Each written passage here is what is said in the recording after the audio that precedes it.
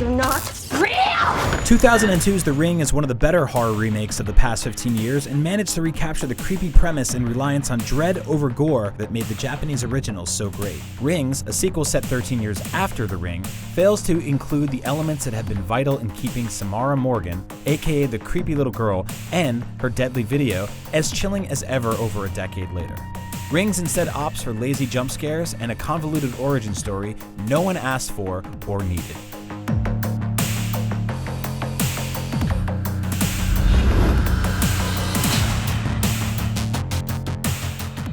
In Rings, a young woman named Julia becomes the latest victim of Samara's curse, which of course threatens to take her life in 7 days after she finds out her boyfriend Holt has joined a cult that's obsessed with researching Samara and her video. This cult, led by a professor named Gabriel, wants to find out if the afterlife is real and constantly forces new victims to watch the video. Hello? 7 days. Julia decides to sacrifice herself and save Holt, and in doing so, she discovers there's unseen footage within the movie.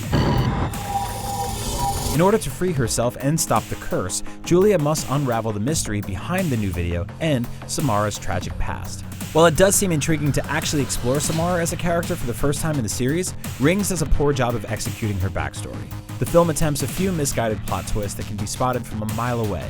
Worse yet, the film isn't really all that scary. We have some signal interference.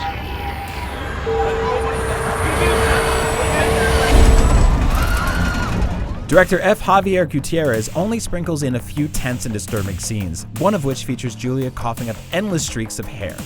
But these scarce moments aren't enough to save Rings' otherwise slow pacing, lazily executed jump scares, and exposition-filled dialogue. The second it's over, my phone rings. And this voice tells me I'm gonna die in 7 days. That was a week ago tonight. Newcomer Matilda Anna Ingrid Lutz tries her best here, and she does have a likable presence in the film, but the character is too underdeveloped. Julia and Holt's relationship is also a drag, and viewers never really get a sense of why Julia loves Holt, so much so she's willing to essentially kill herself for him. Johnny Galecki as Gabriel and Vincent D'Onofrio as the weird blind priest Burke are definitely the highlights. Gabriel's obsession with proving that human beings can exist in some form or another after dying makes for a surprisingly engaging character.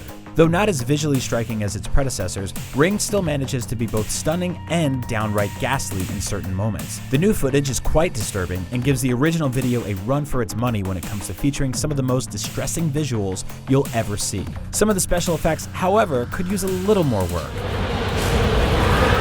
Though it contains some chilling scenes and creepy visuals, Rings is mostly a dull affair and mistakenly focuses on answering the mystery behind Samara Morgan and her video. For more Rings and every other horror movie, stay tuned to IGN.